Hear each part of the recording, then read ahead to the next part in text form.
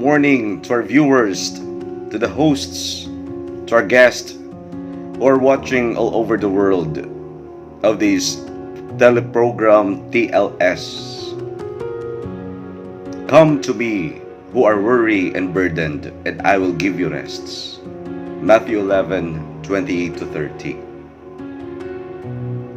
I could vividly remember during the time that I suffered from a sleep disc, the only person that I could cling to is our Lord.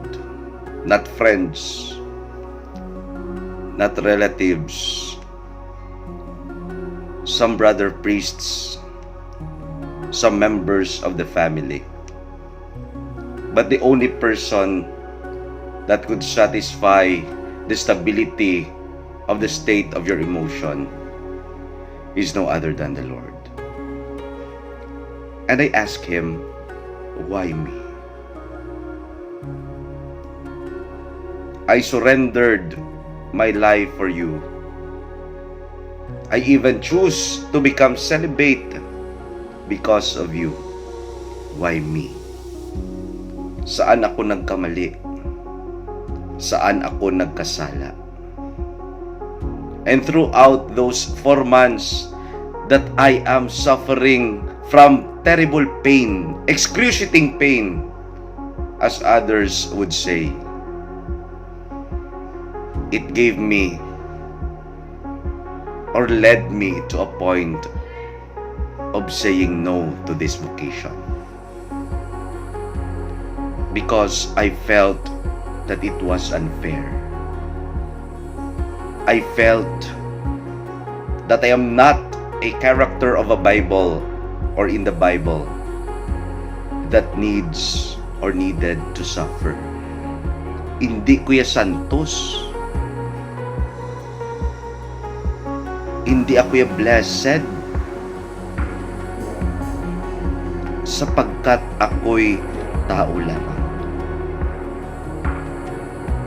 But that's when I prayed, the Lord said to me, if you want to follow me, carry your cross daily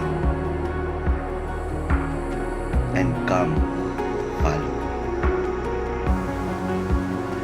And it gives me a sigh and say, this is the cross that Christ wants me to do.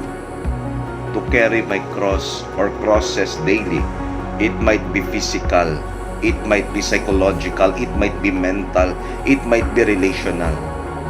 Because following the cross of Christ is indeed difficult but worthwhile.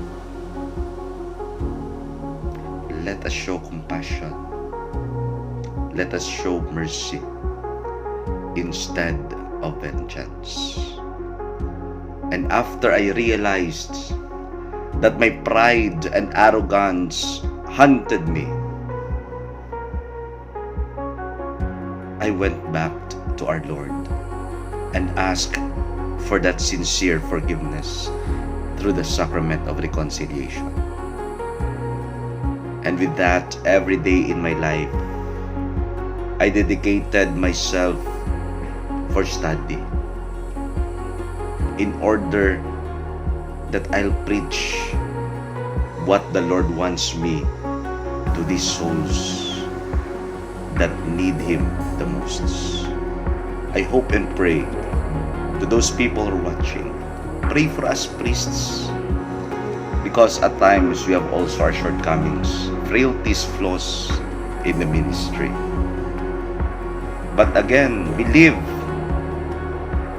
what Paul to the Philippians would say, 4 verse 13, I can do all things with Christ who strengthens me.